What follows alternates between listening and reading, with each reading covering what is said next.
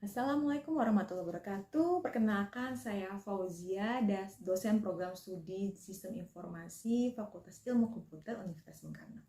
Kali ini saya akan menjelaskan salah satu mata kuliah di program studi Sistem Informasi, yaitu perancangan basis data. Perancangan basis data ini dapat diambil mahasiswa pada semester 3 dengan persyaratan 1.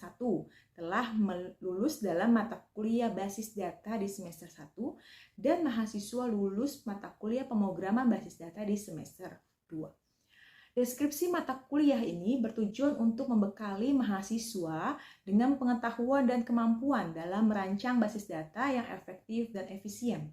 Mahasiswa juga akan mempelajari konsep dasar dari basis data, siklus hidup pengembangan basis data, entity relationship, backup dan recovery, perancangan normalisasi, keamanan basis data, serta sistem manajemen basis data atau DBMS. Capaian lulusan dari program studi yang dibebankan pada mata kuliah ini, yang pertama, mahasiswa mampu merancang dan menggunakan database atau basis data, serta mengolah dan menganalisa data dengan alat dan teknik pengolahan data.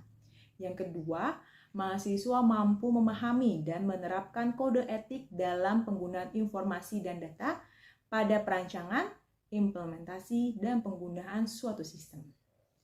Capaian pembelajaran mata kuliah perancangan basis data diantaranya mampu merancang dan menggunakan database, serta mengolah dan menganalisa data dengan alat dan teknik pengolahan data. Dan mampu memahami dan menerapkan kode etik dalam penggunaan informasi dan data pada perancangan, implementasi, dan penggunaan suatu sistem.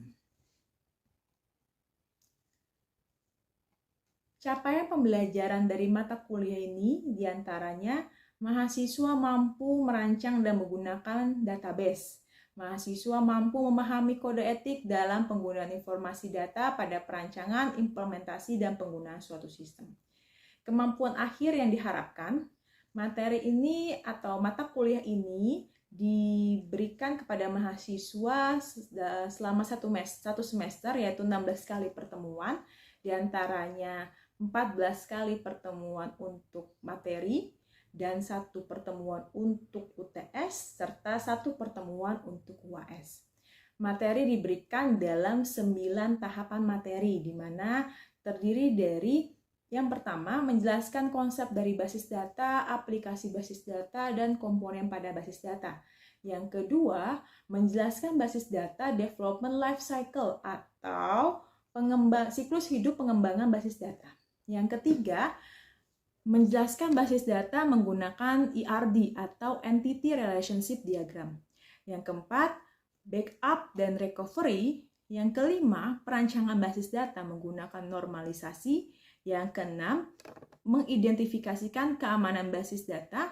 Yang ketujuh, penjelasan sistem manajemen basis data atau DBMS. Yang kedelapan dan kesembilan, terkait dengan DBMS relasional dan DBMS non-relasional. Metode penilaian dan pembobotan, seluruh mata kuliah di program studi Sistem Informasi Universitas Bung Karno atau seluruh mata kuliah kegiatan perkuliahan di Universitas Bung Karno telah menggunakan aplikasi yang bernama SIAKAD untuk menginput nilai yang terdiri dari kehadiran, tugas, UTS, dan UAS sehingga mahasiswa dapat segera mengetahui nilai akhir dari mata kuliah. Bobot penilaian dari mata kuliah perancangan basis data terdiri dari 4 kriteria. Yang pertama, kehadiran sebanyak 10%, tugas sebanyak 20%, UTS sebanyak 30%, dan UAS sebanyak 40%. Seperti yang dijelaskan sebelumnya, mata kuliah perancangan basis data ini dilaksanakan sebanyak 16 kali pertemuan. 14 kali pertemuan untuk membahas pokok bahasan, 1 kali pertemuan untuk UTS, dan 1 kali pertemuan untuk UAS. Pada pertemuan minggu pertama akan dibahas mengenai pengenalan basis data dengan indikator mampu menjelaskan konsep basis data, jenis-jenis basis data, komponen-komponen basis data, dan model-model basis data. Pada pertemuan minggu ketiga dan 4, pokok bahasannya adalah basis data development life cycle atau BDDLC. Indikatornya mampu memahami metodologi dari BDDLC ini, menjelaskan tahapan-tahapan dari BDDLC. Pada pertemuan minggu ke-5 dan ke-6, pokok pembahasan yang akan diajarkan adalah Entity Relationship Diagram atau ERD. Indikatornya mampu menjelaskan komponen ERD, mampu merancang basis data menggunakan notasi ERD, mampu membangun ERD dari deskripsi sistem dan membaca serta menganalisis ERD. Pada pertemuan minggu ke-7 itu akan membahas atau pokok bahasannya adalah backup dan recovery. Indikatornya mampu menjelaskan jenis-jenis backup, strategi backup, teknik recovery, alat dan software yang digunakan untuk backup dan recovery basis data. Pada pertemuan ke-8 adalah UTS atau ujian tengah semester. Pada pertemuan ke-9 dan ke-10 itu membahas atau pokok bahasanya adalah normalisasi. Indikatornya mampu merancang basis data menggunakan normalisasi, memahami tujuan normalisasi, mengetahui dan mampu menjelaskan bentuk-bentuk normalisasi dan teknik normalisasi. Pada pertemuan minggu ke-11, pokok bahasannya mengenai keamanan basis data. Indikatornya mampu mengidentifikasikan ancaman terhadap basis data, pengendalian akses, enkripsi data, audit basis data, dan kebijakan keamanan basis data. Pada pertemuan minggu ke-12, pokok bahasannya adalah Sistem Manajemen Basis Data atau DBMS, Database Management System. Indikatornya mampu mendefinisikan DBMS, fungsi-fungsi DBMS, jenis-jenis DBMS, dan memilih DBMS yang tepat. Pada pertemuan ke-13, pokok pembahasan mengenai DBMS relasional dan DBMS non-relasional. Indikatornya mampu menjelaskan konsep model relasional, arsitektur DBMS relasional, bahasa query untuk DBMS relasional, menjelaskan DBMS non-relasional, model data DBMS non-relasional, serta bahasa query untuk DBMS non-relasional. Pada pertemuan 14 dan ke-15 dilaksanakan atau pokok pembahasannya mengenai kasus perancangan basis data. Indikatornya ialah presentasi terkait dengan kasus perancangan basis data. Indikator, kriteria, dan bobot penilaian terdiri dari laporan dan presentasi, masing-masing dengan bobot 50%. Untuk laporan tentu ada ketepatan dalam pembuatan ERD dan normalisasi terkait dengan basis data yang dikembangkan. Kemudian ketepatan dalam penulisan laporan atau makalah sesuai dengan ejaan bahasa Indonesia yang baik dan benar. Penulisan rujukan dan citasi juga diperhatikan. Yang ketiga, konsistensi dalam penggunaan istilah, simbol, dan lambang. Yang keempat, kerapihan dari sajian makalah dan laporan yang dikumpulkan. Yang kelima, kelengkapan fitur-fitur yang digunakan dari DBMS, kemudian dari ERD, dan dari normalisasi. Presentasi sebanyak 50%, diantaranya indikatornya adalah kesesuaian presentasi dengan laporan yang dibuat, kemampuan menjalankan aplikasi DBMS untuk menampilkan basis data, dan terakhir kemampuan untuk memahami dan menjawab pertanyaan selama presentasi. Ya, selanjutnya daftar referensi yang digunakan pada mata kuliah perancangan basis data. Yang pertama, Database System: A Practical Approach to Design, Implementation, and Management edisi ke-8 yang diterbitkan oleh Pearson karya Connolly and Bake. Yang kedua ada Basis Data yang diterbitkan oleh Informatika Bandung karya Fatansyah. Yang ketiga ada Database Concept edisi ke-8 yang diterbitkan oleh McGraw-Hill. Yang keempat ada Sistem Basis Data Teori dan Aplikasi edisi keempat yang diterbitkan oleh Andi karya Widianto. Dan yang kelima, Perancangan Basis Data dalam Teori dan Praktek yang diterbitkan oleh Andi karya Hamim Tohari. Demikian penjelasan mengenai mata kuliah perancangan basis data. Mohon maaf bila ada kesalahan dalam penyampaian dan kekurangan. Terima kasih atas waktunya. Assalamualaikum warahmatullahi wabarakatuh. Selanjutnya adalah cuplikan dari pengajaran di kelas untuk mata kuliah perancangan basis data. Assalamualaikum warahmatullahi wabarakatuh. Waalaikumsalam warahmatullahi wabarakatuh. Selamat siang semuanya. Hari ini kita akan manajemen basis data atau DBMS. Ya, kita perancangan sistem basis data. Di sini nanti akan kita pelajari di mana kalau kita belajar terkait dengan sistem perancangan basis data ini, seperti perkuliahan sebelumnya yang sudah dijelaskan, ada capaian pembelajaran mata kuliahnya yaitu mahasiswa diharapkan mampu merancang dan menggunakan database atau basis data. Jadi teman-teman ini harus mampu bisa merancang dan menggunakan basis data itu sendiri. Kemudian mahasiswa memahami kode etik dan dalam penggunaan informasi pada perancangan, implementasi, dan pengguna suatu sistem. Manfaat dari mata kuliah ini adalah nanti setelah belajar mata kuliah untuk materi di DBMS ini, kalian mampu mengidentifikasikan di DBMS seperti apa sih di DBMS itu, fungsi di DBMS bagaimana, jenis-jenis di DBMS bagaimana, dan memilih database manajemen sistem yang tepat. Ya, karena di DBMS contohnya banyak sekali, penggunanya juga banyak. Referensi yang kita gunakan untuk mata kuliah masih sama. Pertama kita pakai database system, kemudian database konsep dan sistem basis data, teori dan aplikasi. Ya, semua sudah di-share pada saat perkuliahan awal. Nah, kita lanjut ke materinya. DBMS atau dalam bahasa Indonesianya itu sistem manajemen basis data merupakan perangkat lunak. Jadi DBMS itu software. Kalau kita ngomongin hardware-nya ya seperti laptop, kemudian printer. Nah, si DBMS ini merupakan software yang digunakan untuk merancang, membangun, mengolah basis data. Ya, kalau bahasa pemrograman kita punya kayak misalnya MATLAB, Angular Studio, sedangkan core di sistemnya kita ngomongin si basis data itu kita pakai MySQL contohnya. Ya, sama seperti perkuliahan sebelumnya pada saat semester 1 dan semester 2 kita gunakan MySQL untuk pembuatan basis datanya.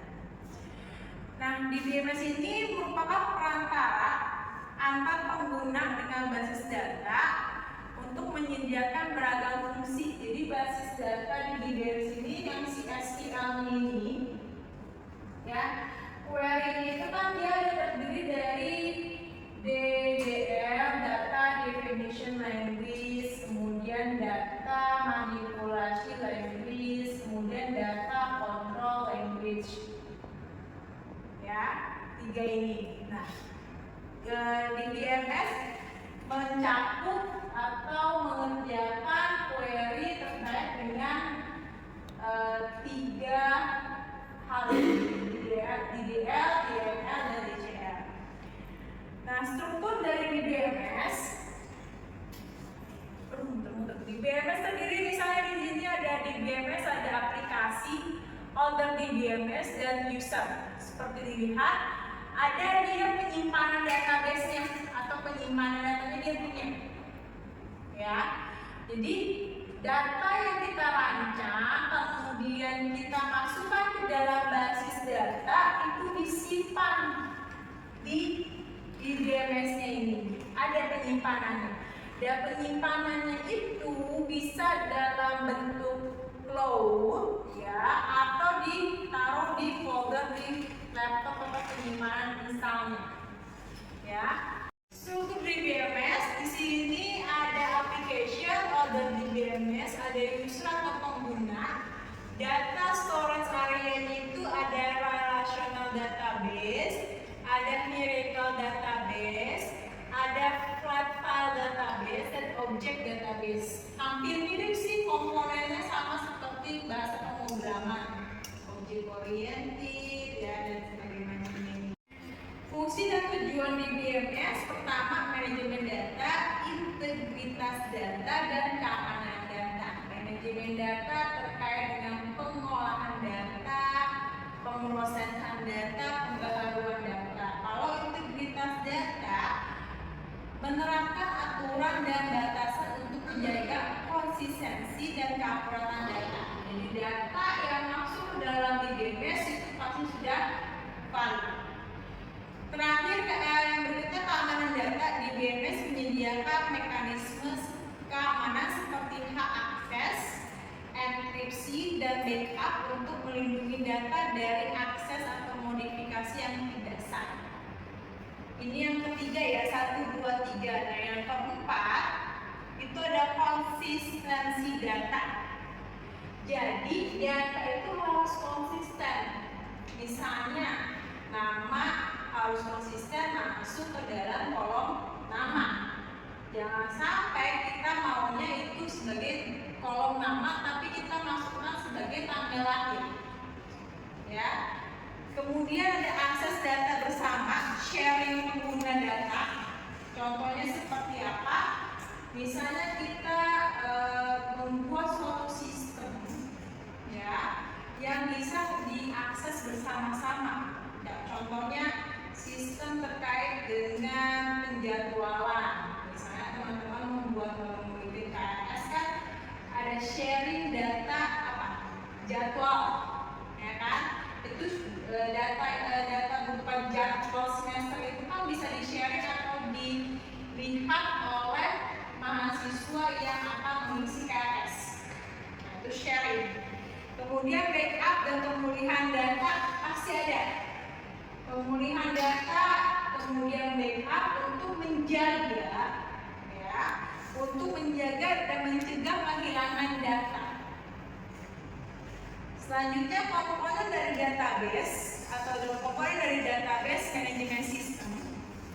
Itu ada basis data, ada perangkat lunaknya, kemudian ada query processor, manajer integritas data, manajer keamanan, manajer transaksi, manajer backup, dan pemulihan. Nah, ini ada 8 komponen dari DBMS. Jadi di dalam DBMS itu kurang lebih ada 8 komponen ini yang bekerja ketika DBMS dijalankan. Ya, macam-macam DBMS. Di sini ada relational database management system. Contohnya MySQL, Oracle. Pernah dengar? MySQL, Oracle, kemudian Microsoft SQL Server, kemudian ada SQLite. Ya. NoSQL atau NoSQL database management system, tadi itu ada NoSQL kan? Itu sistem manajemen basis data yang tidak menggunakan model data relasional. Contohnya MongoDB, ya, atau Redis. MongoDB itu modelnya sebenarnya sama kayak tampilannya MySQL, ya, MySQL MongoDB, mirip seperti itu.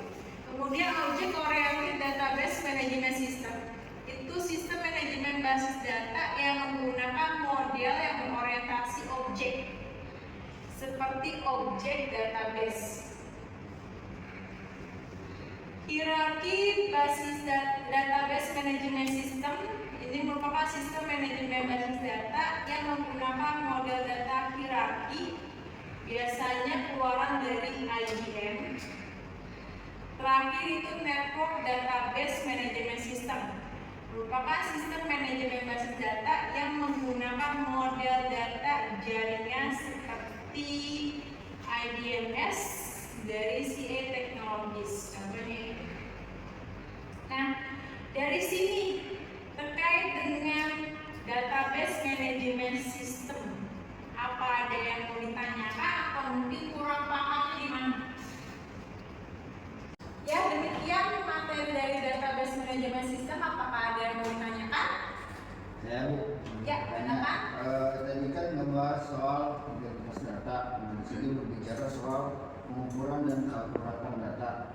Nah, mungkin bisa diberikan salah satu contoh gimana caranya buat mengukur ataupun yang dimaksud keakuratan data itu seperti apa mungkin tadi. Oke, keakuratan data untuk integritas data. Apa data itu dapat akurat kalau misalnya memang sesuai dengan keinginan usernya seperti apa. Maksudnya adalah kita ini di sini ya, kalau kita bilang meja ini data bukan? Data. Kemudian kita bilang AC itu data, mahasiswa itu data. Data. Nah, tapi ketika kita ke arah departemen yang berbeda, ya misalnya kalau di kampus kita ada di DAA bagian akademiknya. Apakah meja itu merupakan data bagi mereka? Data juga. Data bagi DAA terdiri dari apa aja? Data mahasiswa, ya kan? Data mahasiswa, kemudian data dosen, data perkuliahan, itu merupakan data bagi DAA. Tapi kalau data terkait dengan mahasiswa ini diberikan atau dibawa ke misalnya bagian apa ya, ke perusahaan, apakah perusahaan membutuhkan data mahasiswa? Nah, jadi data itu akan akurat, akan sesuai apabila tujuan dari pembuatan perancangan sistem basis data itu sesuai. Ada lagi contohnya, misalnya saya ini menghandle kegiatan pariwisata, tapi saya menghandle pariwisatanya di Kepulauan Seribu. Kemudian ada lagi mungkin saya menghandle informasi pariwisata di mana? Misalnya di Semarang. Sama-sama pariwisata, tapi terkait dengan keakuratannya, ya, kalau orang mencari pariwisata di Semarang, nanti mereka akan mencari siapa? Kalau mencari pariwisata di Kepulauan Seribu, nanti mencari dengan saya, seperti itu. Ya, kurang lebih seperti itu. Ya, pertanyaan selanjutnya, Saya Bu, ya, Wak. saya mau bertanya, di DBMS itu kan ada hak akses. Hak akses itu seperti apa ya? Oke, boleh. Hak akses. Hak akses itu berarti kita memberikan akses, kita memberikan kunci kepada siapa? Ya, jadi poin itu kepada siapa kita memberikan kuncinya? Kepada siapa kita memberikan akses agar orang tersebut bisa melihat atau mengolah data. Nah, contoh paling dasarnya seperti misalnya kita punya SIAKA nih. Universitas Bung Karno punya SIAKA kan, Sistem Informasi Akademik. Di Sistem Informasi Akademik yang bisa login siapa? Mahasiswa, dosen, dan staf sebagai bagian operator adminnya kan. Nah, hak akses yang diberikan kepada mahasiswa dengan hak akses yang diberikan kepada dosen tentu saja berbeda. Paling mendasar bedanya apa? User dan passwordnya pasti beda. Lalu apa lagi yang beda? Data yang bisa diakses berbeda. Dosen bisa menginput nilai mata kuliah. Nanti nih mata kuliah perancangan sistem basis data yang input nilai kan saya nih. Nah, saya diberikan hak akses untuk menginput nilai mata kuliah. Mahasiswa diberikan hak akses untuk melihat nilainya itu. Jadi mahasiswa tidak diberikan hak akses untuk menginput nilai, hanya diberikan hak akses untuk view, bahasa Inggrisnya view di dalam database manajemen sistem view. Jadi bisa input, delete, kemudian ada edit, ada satu lagi view, menampilkan. Nah, itu yang dimaksud dengan hak akses. Nah, hak akses saya dengan staff, dosen dengan staff, dosen dengan mahasiswa, staff dengan mahasiswa itu juga berbeda. Walaupun tampilan kita tetap sama, siapa nih? Sistem Informasi Akademik Universitas Bung Karno tetap sama, user dan password tetap ada, kemudian ada menu login logout dan sebagainya macamnya. Tapi data yang bisa diakses berbeda. Bahkan dosen antar dosen pun, ya, saya dengan misalnya dosen lain itu hak aksesnya data yang diolah di dalamnya itu bisa berbeda. Kenapa? Karena mata kuliah saya yang saya ampu belum tentu diampu juga oleh mata dosen yang lain. Ya, jadi saya mengampu mata kuliah perancangan sistem basis data. Nanti sistem operasi siapa nih pengampu dosennya? Ya, kemudian mahasiswa bisa saja antara Mitwa dengan Shefa itu hak aksesnya berbeda. Mulai dari loginnya berbeda, kemudian datanya juga berbeda dong, ya kan? Misalnya Mitwa mengambil mata kuliah perancangan basis data sama-sama dengan Mas Shefa, tapi tidak mengambil mata kuliah manajemen sistem informasi untuk Mitwa. Shefa mengambil mata kuliah manajemen sistem informasi. Hasilnya beda kan? Ya, mahasiswa itu yang disebut sebagai hak akses. Ya, gimana? Kurang lebih paham ya? Bingung ya? Ya, sampai sini perkuliahan kita. Apakah ada yang mau tanya lagi? Cukup? Alhamdulillah. Jadi seperti kita di awal perkuliahan kita udah sharing tugasnya pada sebagai macamnya Pak. Minggu depan kita akan ada perkuliahan kembali. Nanti terakhir kita akan ada presentasi sesuai dengan kelompok yang telah dibagikan. Ya, untuk studi kasus perancangan basis data. Ya, jangan lupa untuk tugasnya dibuat dan dikerjakan bersama dengan kelompoknya. Nanti kita akan melakukan presentasi di akhir perkuliahan. Itu saja. Terima kasih. Assalamualaikum warahmatullahi wabarakatuh. Selamat siang.